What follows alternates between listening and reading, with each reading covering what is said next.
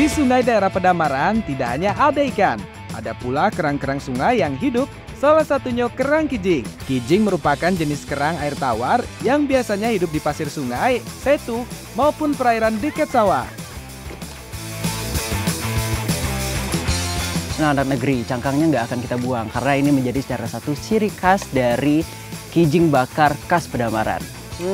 Rasanya enak banget, kerasa banget ikan dari ikan gabus yang kita tangkap tadi tuh benar lezat banget. Dan ini untuk rasa atau bedanya dari laksan adalah celimpungan dan laksan. Kalau misalnya laksan itu bentuknya pipih, kalau misalnya celimpungan bentuknya bulat-bulat.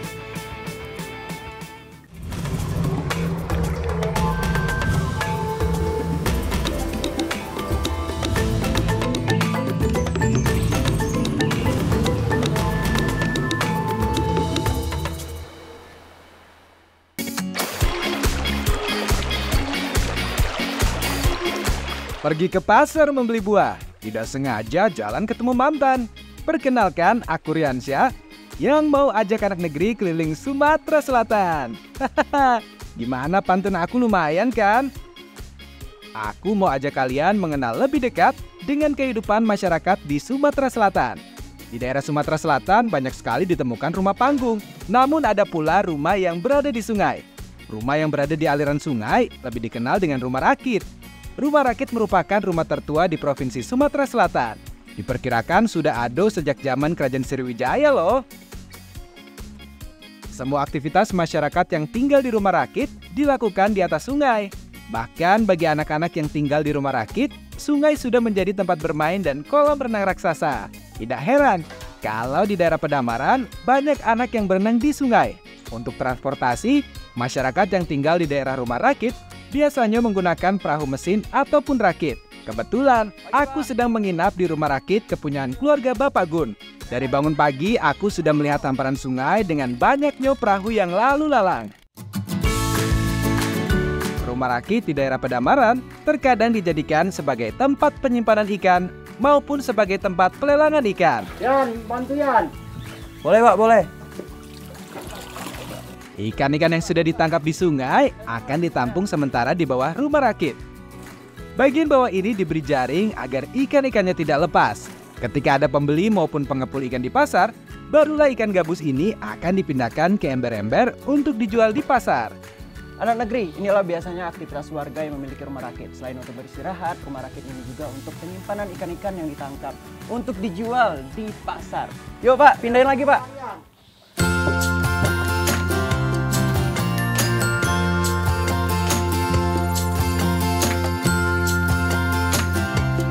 Mayoritas masyarakat yang tinggal di rumah rakit bekerja sebagai nelayan. Jadi tidak heran kalau setiap harinya mereka pergi ke sungai untuk mencari ikan. Kebetulan stok ikan gabus kepunyaan Pak Gun sudah habis. Saatnya kita tangkap ikan lagi di sungai. Berbekal perahu kecil ini, kita mencari tempat ikan gabus biasanya berkumpul. Ada banyak cara untuk menangkap ikan. Ada yang pakai pancingan, jaring atau jala. Ada juga yang pakai perangkap ikan seperti bubu. Bubu adalah alat perangkap ikan yang terbuat dari bambu atau besi. Bubu atau perangkap ikan biasanya ditaruh di tempat yang banyak ikan berenang. Karena target kita ikan gabus, jadinya bubunya kita taruh di pinggir sungai. Biasanya ikan gabus sering hidup di pinggir sungai yang terdapat banyak eceng gondok. Kotak bubu yang sudah diberikan umpan akan ditaruh di lokasi yang sudah ditentukan. Setelah itu, kita tinggalkan bubu ini selama 1 hari 1 malam. Anak negeri, sebagian warga di sini yang memiliki rumah rakit biasanya mata pencariannya menjadi nelayan.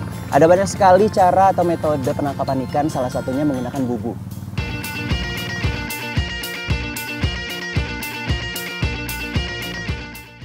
Nah, setelah seharian, baru deh kita lihat hasilnya. Wah, asik. Bubu yang aku taruh ternyata ada ikannya nih. Ada yang berhasil, ada pula yang gagal. Ternyata bubu punyanya Lala kosong alias nggak dapat ikan sama sekali. Memang, kalau menangkap ikan dengan perangkap ikan bubu ini, tidak selalu dapat ya. Terkadang ada yang membutuhkan lebih dari 1 hari baru dapat ikannya. Kuncinya sih satu, harus sabar dan tidak pernah menyerah. Ya, sayang nian. Berarti kalau misalnya pakai bubu ini rezeki-rezekian Pak yo. Iya. Ada yang enggak dapat dan juga ada yang dapat. Ya sudah Pak, kita olah baik sekarang Pak yo. Lah. Nah, ini dia hasil tangkapan kita menggunakan bumbu tadi. Kita akan olah menjadi makanan khas Sumatera Selatan, yaitu celimpungan. Yuk Bu, buat Bu. Celimpungan, mungkin kuliner ini tidak sepopuler pempek ataupun tekwan. Namun celimpungan merupakan salah satu olahan ikan khas Sumatera Selatan. Kalau celimpungan biasanya menggunakan ikan gabus. Ikan gabus yang sudah dibersihkan, lalu dipotong-potong memanjang agar daging dan durinya terpisah. Selanjutnya, daging ikan yang sudah terpisah, kita tumbuk sampai halus. Kalau masih menghaluskan tradisional seperti ini, membutuhkan waktu yang lama ya. Berbeda kalau sudah menggunakan mesin giling, pastinya jadi lebih cepat. Kalau sudah halus seperti ini, baru kita tambahkan tepung sagu. Jangan lupa, tambahkan air agar daging ikan dan tepungnya dapat menyatu. Aduk hingga adonan celimpungannya lebih mengental. Kalau dilihat-lihat sih, adonan ini mirip seperti adonan tekwan ya. Nah, ini yang bikin beda. Pada saat pencampuran tepung sagu dan daging ikannya, kita kasih juga dengan daun seledri.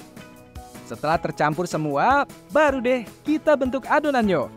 Untuk membentuknya mirip seperti membuat tekwan. Jadi adonan celimpungannya kita cubit.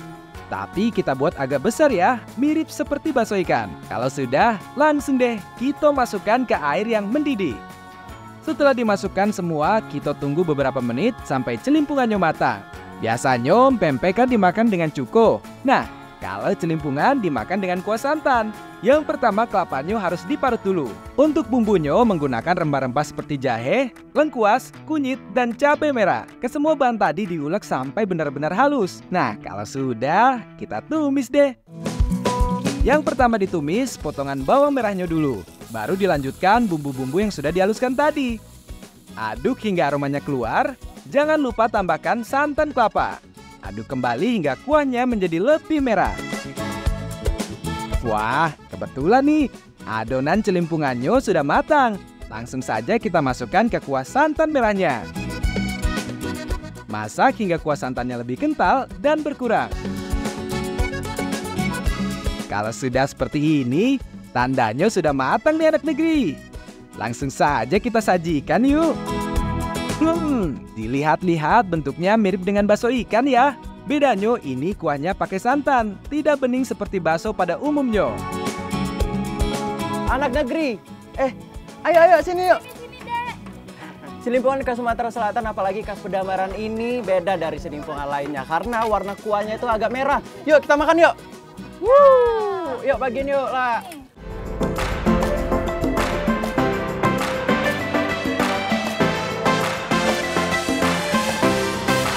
Untuk rasanya, lemak nian.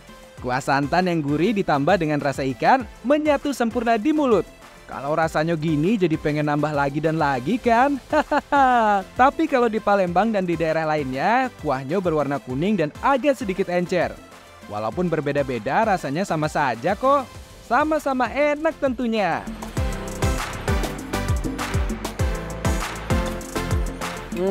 Rasanya enak banget.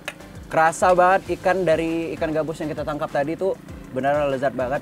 Dan ini untuk rasa atau bedanya dari laksan adalah celimpungan dan laksan. Kalau misalnya laksan itu bentuknya pipi, kalau misalnya celimpungan bentuknya bulat-bulat.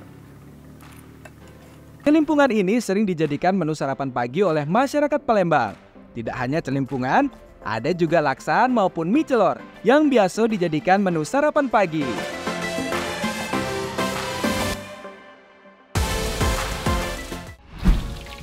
Anak negeri, untuk menu yang kedua kita mau masak lamopako. Ini adalah masakan khas Pedamaran yang mana orang yang mempunyai rumah rakit itu biasa masak. Yuk kita masak yuk lah. Tinggal di rumah rakit memang berbeda dengan rumah yang ada di daratan ya. Semua aktivitas dilakukan di rumah rakit, termasuk memasak. Biasanya makanan yang dimakan itu kebanyakan terbuat dari ikan sungai. Dan membuatnya itu mudah dan tidak memakan banyak waktu. Seperti makanan tumis ikan lamopako. Ikan lamopako yang sudah diasinkan ini tinggal digoreng sampai teksturnya garing dan juga renyah. Untuk bumbu-bumbunya itu tidak ada lagi yang ditumbuk ataupun dibakar ya. Untuk bumbu dasarnya saja seperti bawang merah, bawang putih, dan cabai rawit merah, semuanya dipotong kecil-kecil. Tumis lamopako ini mirip seperti tumisan pada umumnya. Bedanya hanya bahan-bahan yang dipakai saja. Ada tempe, kol, tomat, dan tentunya ada pete atau petai. Semua bahan-bahan tadi kita potong-potong ya. Setelah semuanya dipotong, baru deh kita mulai menggoreng. Yang pertama kita goreng itu tempenya. Goreng hingga tempenya berubah menjadi lebih kecoklatan. Setelah tempenya matang, baru kita tumis potongan bawang merah, bawang putih, cabai rawit, dan petai. Tumisnya jangan lama-lama ya, nanti gosong lagi. Kalau sudah, baru kita tambahkan potongan tomat dan lanjutkan dengan kubis atau kol. Potongan tempe dan terakhir ada ikan lamu pakonyo. Kita tumis semua bahan tadi sampai matang. Untuk menumis semua bahan tadi tidak perlu lama ya, agar sayurannya tidak mudah layu. Kalau sudah seperti ini, tandanya tumis lamu pakonyo sudah siap untuk disikat. Wanginya itu loh, khas banget. Melihat bentuknya mirip seperti capcay ya. Namun kalau tumis lamu pako ini tidak terlalu banyak menggunakan sayuran. Ini dia masakan kita tadi, tumis ikan lomo pako. Enak banget. Yuk Bu, kita makan Bu. Let's go.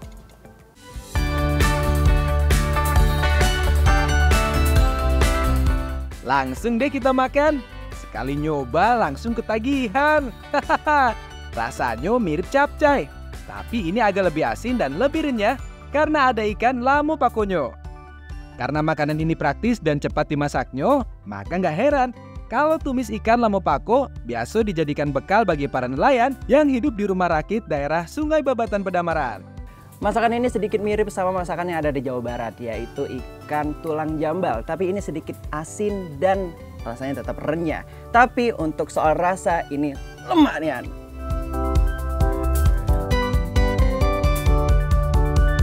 Walaupun sama menggunakan ikan asin, ikan tulang jambal dan tumis lamu pako ini jelas berbeda ya. Yang pertama ikan yang dipakai, kalau tulang jambal menggunakan ikan asin jambal roti, sedangkan tumis lamu pako menggunakan ikan mujair yang bentuknya lebih tipis dan kalau digoreng akan lebih renyah. Satu lagi, untuk tulang jambal itu terdapat kuah. Kalau tumis lamu pako itu kering dan tidak ada kuahnya.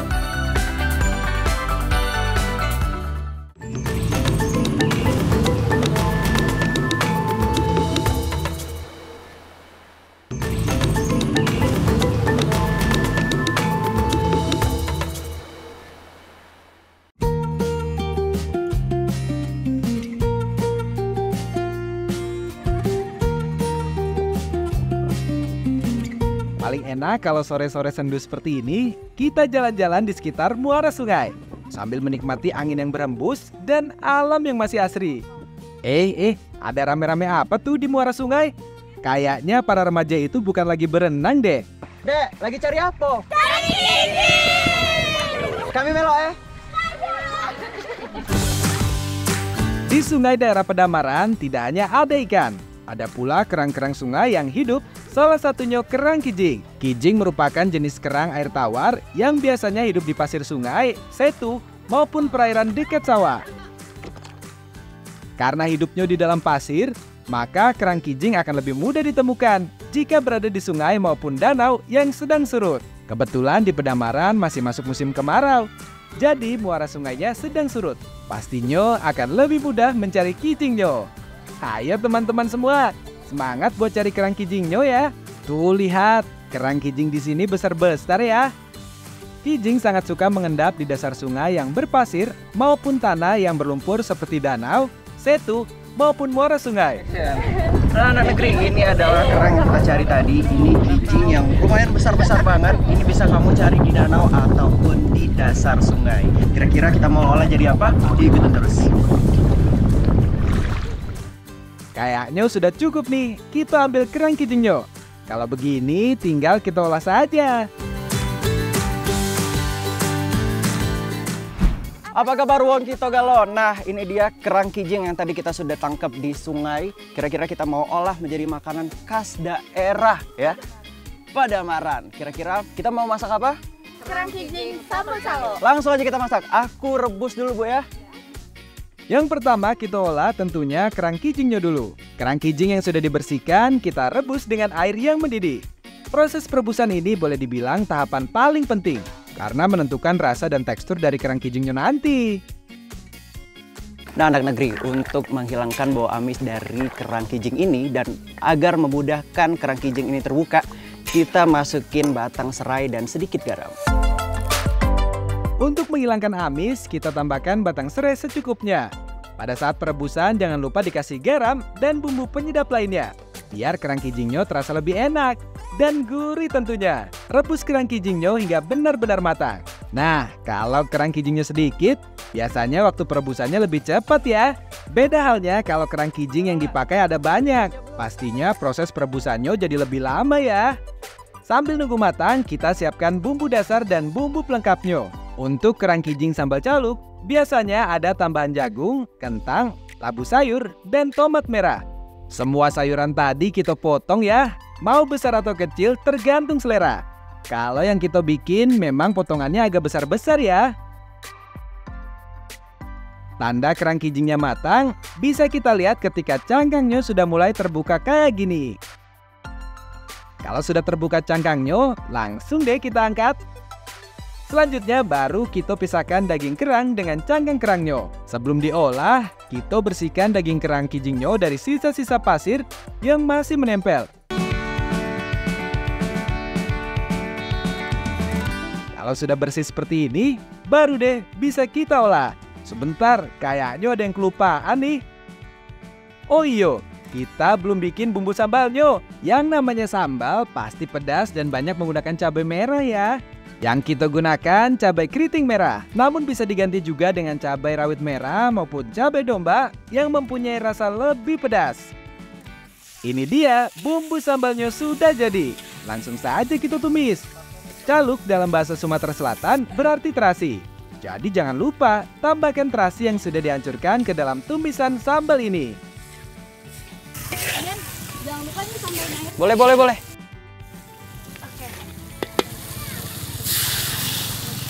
Oke. Setelah kita tambahkan air, baru masukkan potongan sayur seperti jagung, kentang, dan juga labu sayur. Kentangnya memang harus dimasak di awal ya, soalnya tekstur kentangnya keras sehingga perlu waktu yang cukup lama agar tekstur ketiga sayur itu menjadi lebih lunak. Nah, kalau sudah lunak, baru deh kita tambahkan daging kerang kijing yang sudah direbus tadi.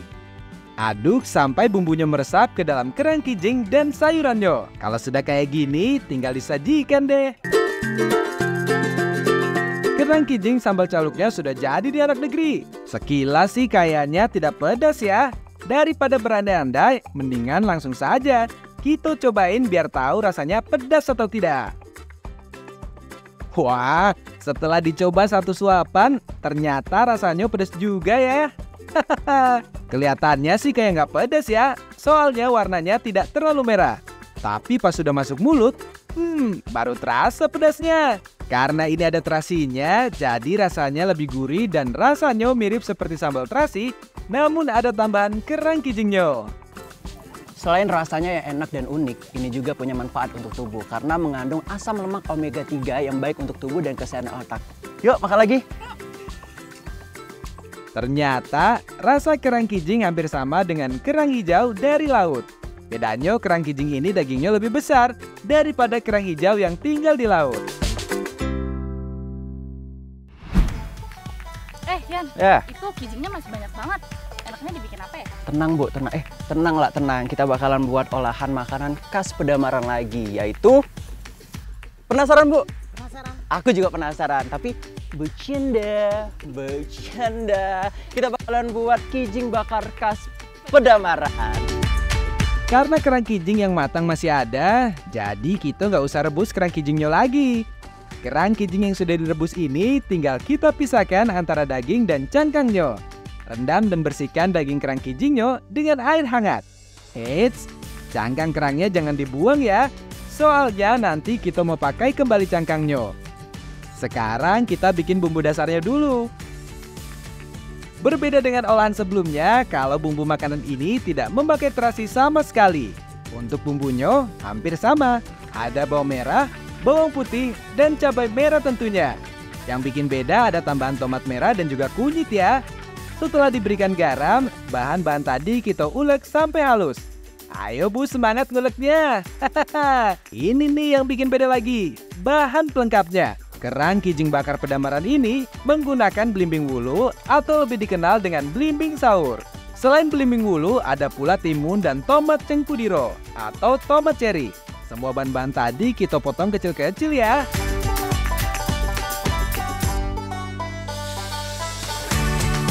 Bumbu yang sudah dihaluskan tadi kita tumis sampai aromanya keluar. Kalau sudah, baru tambahkan daging kerang kijing yang sudah dibersihkan tadi. Biar rasanya makin lemak, kita tambahkan juga saus tiram. Diaduk sebentar sampai bumbunya meresap ke dalam daging kerang kijingnya.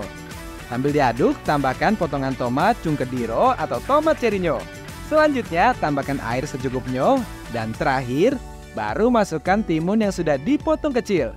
Nah, kerang kijing ini tidak dimasak sampai matang ya. Karena proses pematangannya nanti dengan cara dibakar dengan menggunakan cangkang kerang kijingnya. Nah, anak negeri, cangkangnya nggak akan kita buang karena ini menjadi salah satu ciri khas dari kijing bakar khas Pedamaran. Daging kerang kijing yang sudah dimasak tadi kita masukkan ke dalam cangkang kerang yang sudah dibersihkan. Jangan terlalu banyak ya, nanti ketika dimasak daging kerangnya tidak cukup matang. Setelah semua ditaruh di cangkang, baru deh kita bakar kerang kijingnya dengan menggunakan api unggun. Tuh lihat, daging kerang kijingnya sudah hampir matang. Melihat dibakar kayak gini saja sudah bikin ngiler ya anak negeri. Membakar dengan cangkang kerang ini aman ya, soalnya cangkang hanya dijadikan media untuk memanaskan kerang kijingnya. Jadi nggak langsung bersentuhan dengan apinya. Asik, sudah jadi nih kijing bakar khas Pedamaran. Rasanya juara. Kalau kata orang Sumatera Selatan sih, lemak nian, alias enak banget. Walaupun dibakar dengan cangkangnya, ternyata dagingnya benar-benar matang sampai ke dalam. Untuk bumbunya meresap dan rasanya tidak terlalu pedas. Apalagi ada tambahan belimbing wulu yang membuat kijing bakar khas Pedamaran ini menjadi lebih unik. Karena ada rasa pedas, asin, manis, dan juga asam.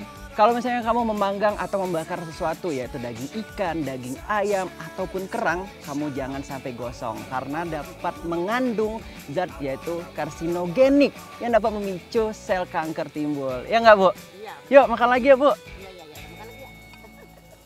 Selain itu daging kijingnya ternyata empuk juga. Jadi makin nikmat dimakannya. Gak cuma enak, kerang kijing juga menyehatkan loh. Soalnya dalam kerang mengandung zat besi yang cukup tinggi. Sehingga cocok banget deh buat penderita anemia atau kurang darah.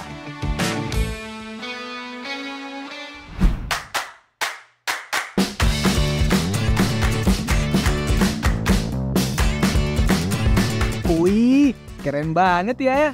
Tas, topi, dan tikarnya berwarna-warni dan menarik di hati.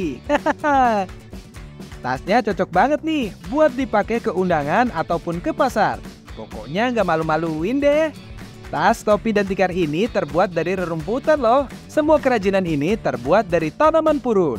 Nggak cuma kain songket atau jumputan yang bisa dijadikan buat tangan atau oleh-oleh khas dari Sumatera Selatan. Namun ada pula kerajinan purun dari daerah Pedamaran, Kabupaten Oki atau Ogan Komering Hilir.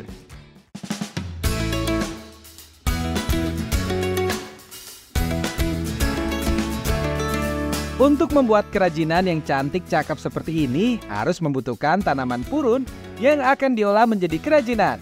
Kebetulan nih, aku lagi bersama ibu-ibu dari Desa Menang Raya mau mencari tanaman purun. Untuk mencari tanaman purun ini tidaklah mudah. Kita harus melewati tanah yang becek dan berlumpur. Kalau nggak hati-hati bisa terperosok ke dalam kubangan lumpur anak negeri. Purun yang berkualitas itu memiliki warna yang hijau dan batang yang tinggi Bu ya. Biasanya warga di sekitar memanfaatkan purun sebagai bahan untuk membuat kerajinan. Gimana lagi Bu? Tanaman yang sejenis dengan daun pandan ini hidup di sekitar rawa gambut. Tanaman ini memiliki warna abu-abu hingga hijau dengan bentuk daun yang mengecil dan ujungnya berwarna kemerah-merahan. Sudah musim kemarau, di tengah rawa pula. Makin terasa panasnya, tapi tenang. Sebagai pria yang tangguh, tidak boleh banyak mengeluh. Ayo semangat Bu, panas bukanlah halangan untuk mencari rezeki. Hahaha. Panas juga Bu ya? Iya, panas. Itu dimakai Ibu apa Bu? Pakai bedak. Oh bedak. Nah, Biasanya dibuat dari apa itu Bu? dari beras. Oh, fungsinya? Fungsinya agar jangan kena sinar matahari. Oh, biar nggak kepapar sinar matahari Bu ya. Iya. Wah, pantesan ibu-ibu di sini kuat panas banget ya. Ternyata kebiasaan ibu-ibu pencari purun di Desa Menang Raya ini selalu mengoleskan bedak yang terbuat dari tepung beras agar mukanya tidak terlalu kepanasan. Nah, purun-purun yang sudah dicabut dari akarnya ini lalu dibersihkan dan dipotong bagian ujungnya. Nah, anak negeri, inilah tadi purun yang sudah kita cari Bu ya. Setelah tadi dipotong ujung-ujungnya dan kita bakalan pakai yang di tengahnya aja. Kira-kira kenapa Bu dipakai yang tengahnya Bu? Karena kita pakai yang tengahnya terlalu bagus. Biar enak nganyamnya. Kuat juga Bu ya? Iya, Nah, kuat. setelah dipotong ini juga bakalan dijemur dan ditumbuk. Iya. Yuk kita lihat proses selanjutnya. Kalau sudah dipotong, tanaman purun ini sudah bisa untuk dijual ke pengepul kerajinan purun. Tapi kalau dijual masih basah gini, biasanya harganya tidak terlalu mahal ya. Harganya akan lebih mahal ketika purun-purun ini sudah dikeringkan dan sudah ditumbuk. Tanaman purunnya dijemur di bawah sinar matahari kurang lebih sehari semalam. Namun itu tergantung cuaca ya. Kalau musim penghujan, biasanya membutuhkan waktu yang lebih lama, sekitar 2-3 hari. Kalau udah kering, kita lemesin dulu purunnya dengan cara diinjak-injak terlebih dahulu. Waduh, jangan asal main injak ya. Ada teknik menginjaknya. Jadi badannya harus menyamping dan jalannya miring ke kiri dan ke kanan. Mirip seperti kepiting sih kalau lagi jalan. Nah, dengan gerakan begini membuat purunnya lebih lentur dan mudah dibentuk. Setelah diinjak, purunnya harus ditumbuk agar purunnya makin lebih tipis dan mudah dibentuk. Alat untuk menumbuknya ini disebut antan. Antan terbuat dari kayu. Berat dari antan ini kurang lebih 5 kg. Setelah dijemur di terik sinar matahari, purun ini juga selanjutnya diinjak-injak dan ditumbuk Bu ya, Iya. agar tetap lembut dan bisa dibuat menjadi kerajinan. Purun-purun yang sudah kita tumbuk ini langsung saja deh kita kasih ke pengrajin purun biar langsung dibuat kerajinan. Jadi kita bawa purun nih Pak yang sudah kita keringkan sama kita tumbuk ya Pak ya. Tuh, kira-kira gimana nih Pak untuk menjadi kerajinan yang bagus ini Pak? Ya, setelah itu dikesumo aja gitu. Ya, Jadi kesumo, jadi dia dibagi dua, ini lebih kurang. ya. Jadi kita tekuk ini ya. Oh, Ah, lebih kurang tinggal ke satu ini supaya ada ikatnya ya. oke. Ah, ya ini ya. Biar makin cantik kita warnain ya. Pewarna yang digunakan menggunakan pewarna pakaian dan juga tekstil. Aduk sebentar saja, jangan terlalu lama. Kalau terlalu lama nanti purunnya terlalu layu dan akan cepat hancur ketika diolah. Kalau sudah berwarna, baru deh kita jemur. Oh iya, untuk penjemuran ini cukup diangin-anginkan saja seharian ya. Hal ini bertujuan agar warna pada purun lebih awet dan warnanya tidak menjadi pudar. Lanjut kita ke proses penganyaman. Proses menganyam purun biasanya dilakukan di satu pendopo atau depan halaman rumah. Kalau yang sudah ahli biasa membutuhkan waktu kurang lebih 2-3 jam. Karena aku belum ahli, pastinya membutuhkan waktu yang lebih lama. Ya, mungkin bisa 1 harian lah. Proses menganyam ini tidak menggunakan mesin jahit atau alat bantuan lainnya. Semua hanya mengandalkan keahlian dan kecepatan tangan. Kalau untuk membuat topi atau peci, memang harus menggunakan tempat untuk menahan purunnya, agar hasil topinya nanti menjadi rapi dan bagus tentunya.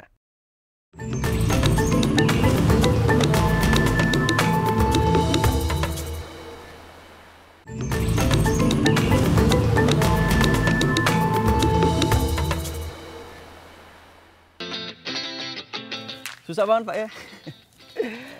Oke anak negeri, jadi untuk membuat satu topi ini membutuhkan waktu yang cukup lama karena prosesnya yang sangat rumit dan ya pasti susah ya Pak ya. Tapi tidak ada yang tidak mungkin karena aku pasti bisa. Ya nggak Pak? Iya. Ya Pak, kita buat lagi Pak.